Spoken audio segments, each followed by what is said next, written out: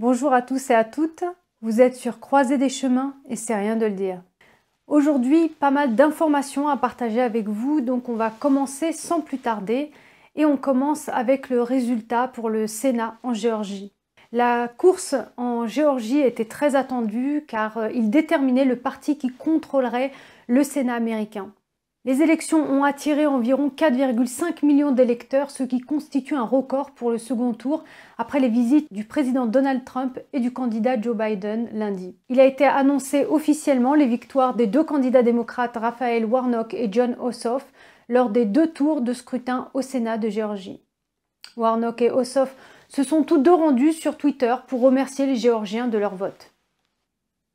Les républicains David Perdue et la sénatrice Kelly Loeffel n'ont pas officiellement cédé à leur adversaire démocrate. Le bureau de M. Perdue a déclaré, je cite, « Comme nous l'avons dit au cours des dernières semaines et pas plus tard que ce soir, il s'agit d'une élection exceptionnellement serrée qui nécessitera du temps et de la transparence pour s'assurer que les résultats sont justes et précis et que les voix des Géorgiens ont été entendues.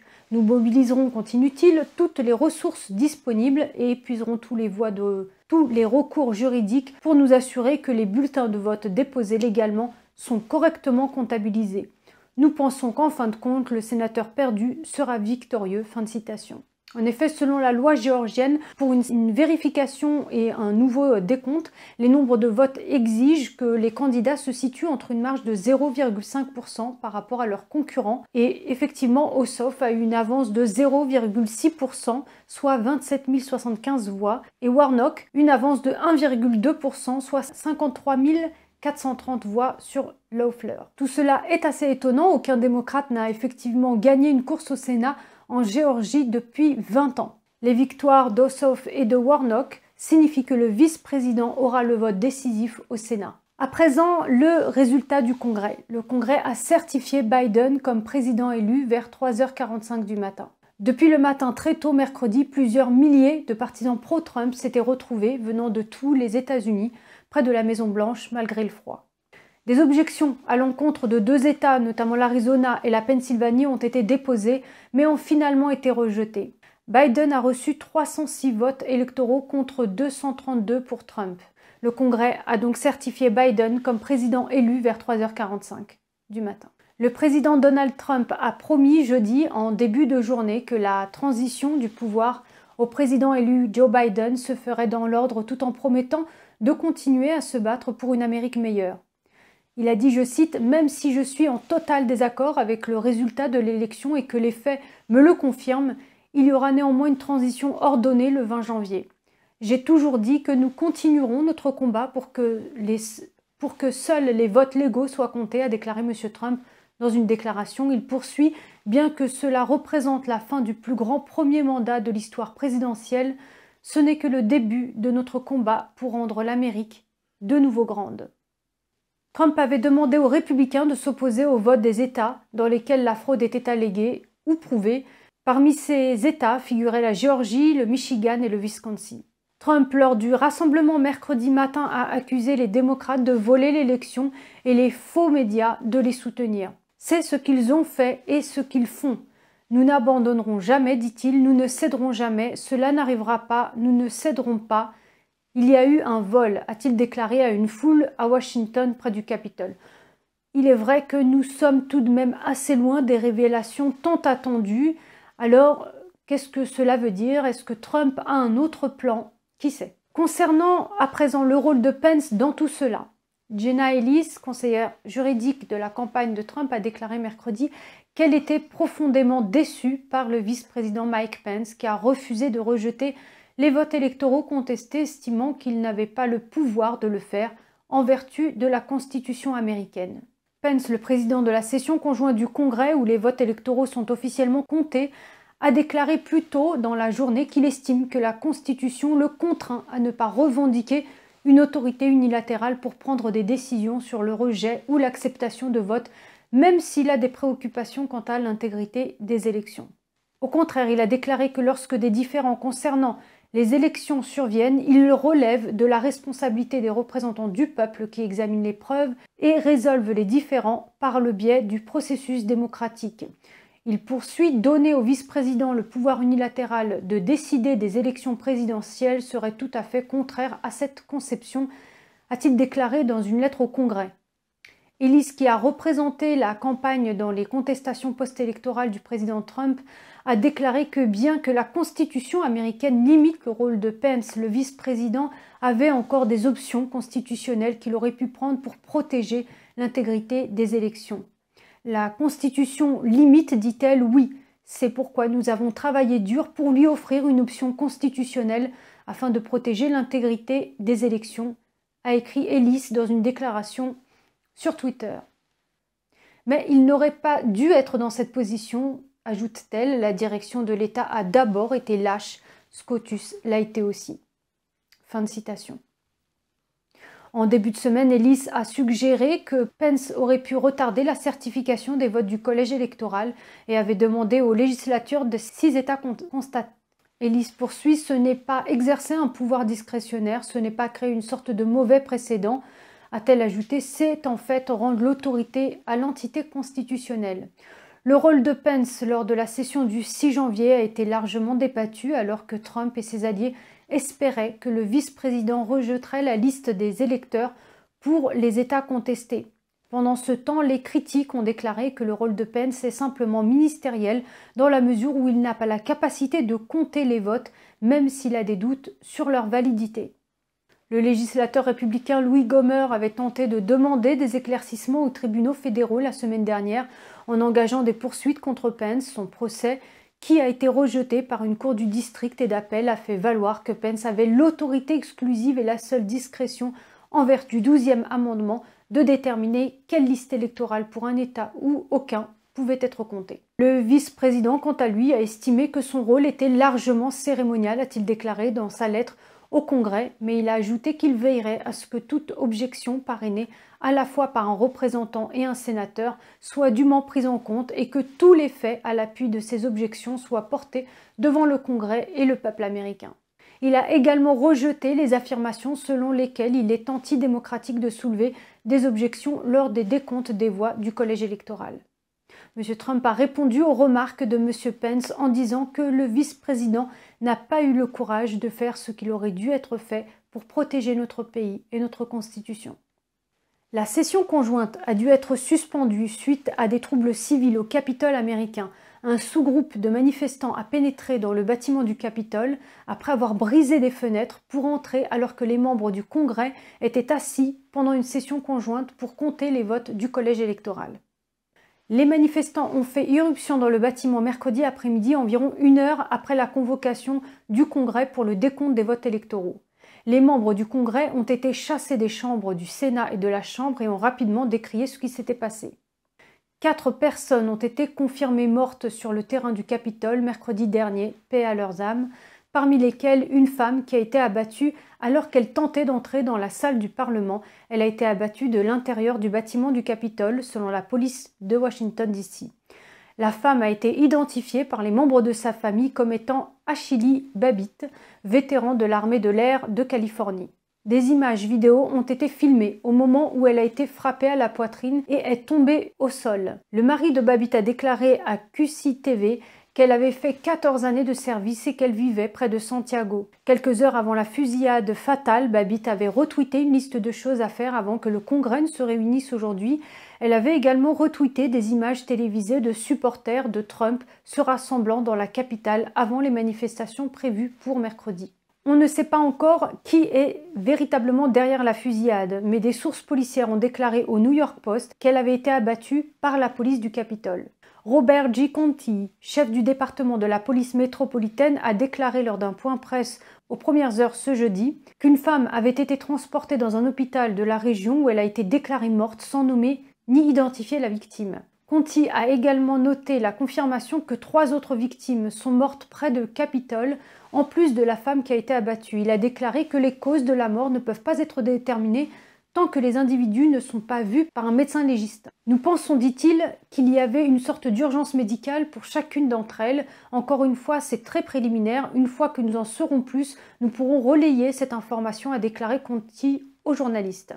Le département a déclaré qu'il allait enquêter sur la fusillade.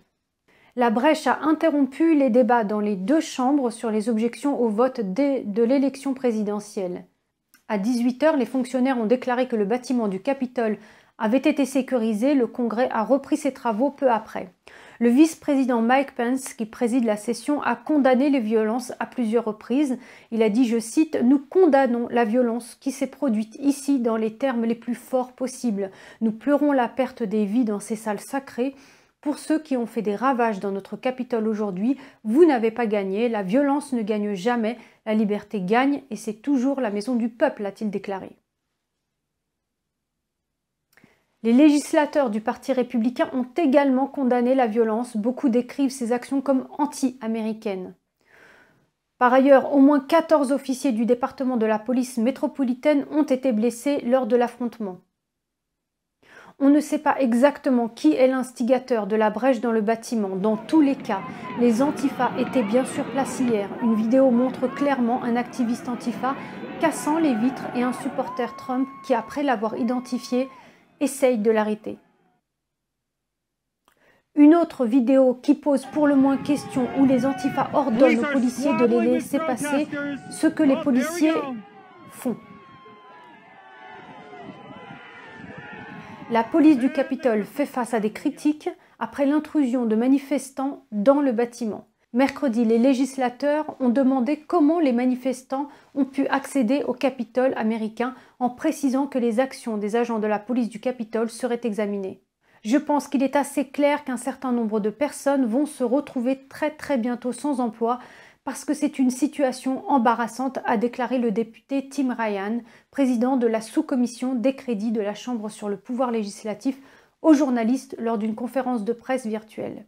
La brèche s'est produite en raison d'énormes échecs stratégiques et de planification de la part de la police du Capitole, du sergent d'armes et de toute autre personne ayant participé à la coordination de cet effort, a-t-il ajouté.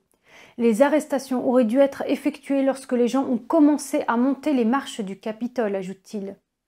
Ryan a été interrogé sur les séquences vidéo qui semblaient montrer la police du Capitole en train d'ouvrir les barrières pour laisser les manifestants entrer dans le Capitole. Il a dit que cela ferait partie de l'enquête sur ce qui s'est passé.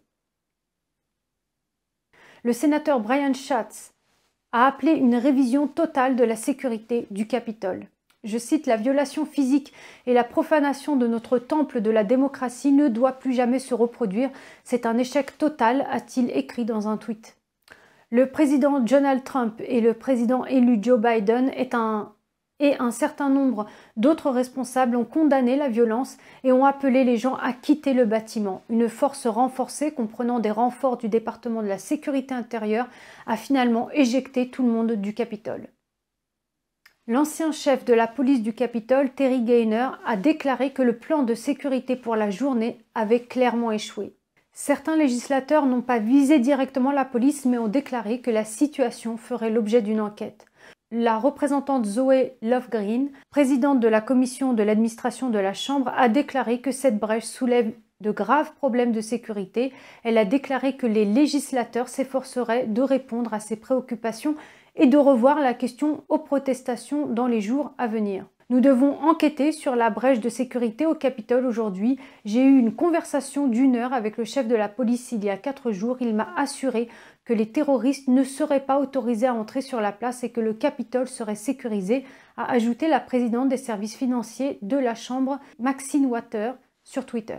Le sénateur Roy Blunt a déclaré aux journalistes à Washington que la brèche impliquait d'examiner de plus près les plans de sécurité pour l'inauguration de Biden, a rapporté Bloomberg. M. Blunt préside la commission conjointe du Congrès sur les cérémonies d'inauguration. Biden a été parmi ceux qui ont blâmé le président pour la violence qui s'est déroulée au Capitole. 4 personnes sont mortes sur les terrains du Capitole. Ce qui s'est passé, ce n'est pas une protestation, c'est une insurrection, a déclaré Biden dans un discours à la nation. Twitter, suivi de Facebook plus tard dans la journée, a désactivé le compte du président Donald Trump après avoir supprimé des messages récents du président, dont une vidéo de celui-ci appelant les manifestations qui s'étaient rassemblées mercredi au Capitole américain à Washington à rentrer chez eux en paix. Je cite, « En raison de la situation violente sans précédent et continue à Washington, nous avons exigé la suppression de 3 tweets de Donald Trump qui ont été postés plus tôt dans la journée pour des violations graves et répétées de notre politique d'intégrité civique », peut-on lire dans une annonce sur Twitter. Cela signifie que le compte de Trump sera verrouillé pendant 12 heures après le retrait de ses tweets. Si les tweets ne sont pas supprimés, le compte restera verrouillé, poursuit l'annonce. Les futures violations des règles de Twitter, y compris nos politiques d'intégrité civique ou de menaces violentes, entraîneront la suspension permanente du compte de Donald Trump. Facebook et Instagram ont ensuite suivi le mouvement en verrouillant temporairement également le compte de Donald Trump. Facebook, Twitter, YouTube ont tous retiré une vidéo du président appelant les manifestants à rentrer chez eux. Vous devez rentrer chez vous maintenant.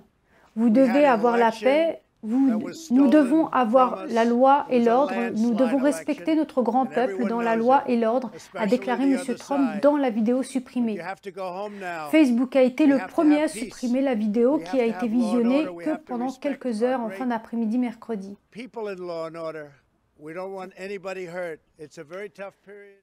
Une porte-parole de Facebook a déclaré dans une déclaration « Les violentes manifestations du Capitole aujourd'hui sont une honte. Nous interdisons l'incitation et les appels à la violence sur notre plateforme. Nous examinons et retirons activement tout contenu qui enfreint ces règles. » Guy Rosen, vice-président de l'intégrité de Facebook, a déclaré « Il s'agit d'une situation d'urgence et nous prenons les mesures d'urgence appropriées, y compris le retrait de la vidéo du président Trump.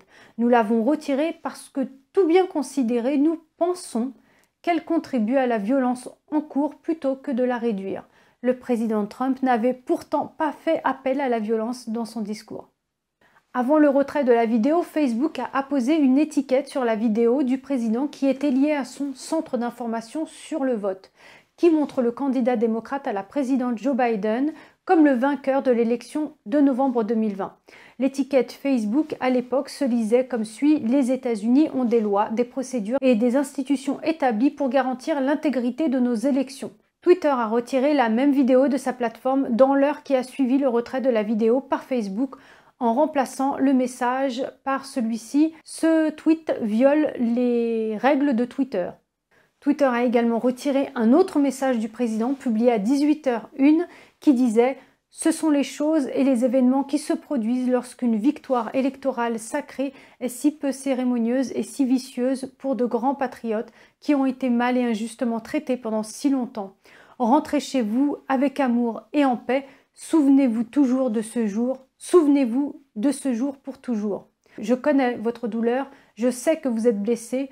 On nous a volé une élection. C'était une élection écrasante et tout le monde le sait, surtout l'autre côté, a déclaré le président dans la vidéo maintenant retirée. Il a ajouté « Nous ne voulons pas que quelqu'un soit blessé. C'est une période très difficile. Il n'y a jamais eu un moment comme celui-ci où une telle chose s'est produite, où ils pourront nous enlever à tous, à moi, à vous, à notre pays, a-t-il ajouté. C'était une élection frauduleuse, mais nous ne pouvons pas faire le jeu de ces gens. Nous devons avoir la paix. Allez, rentrez chez vous. Nous vous aimons, vous êtes très spéciaux, vous avez vu ce qui se passe, vous avez vu la façon dont les autres sont traités, qui est si mauvaise et si mal. Je sais ce que vous ressentez, mais rentrez chez vous et rentrez en paix. » Voilà, une journée bien chargée en effet, avec des implications importantes pour le futur et à suivre de près. Croiser des chemins, c'est fini pour aujourd'hui. N'hésitez pas à partager largement et à liker si vous avez aimé. Prenez soin de vous et à demain.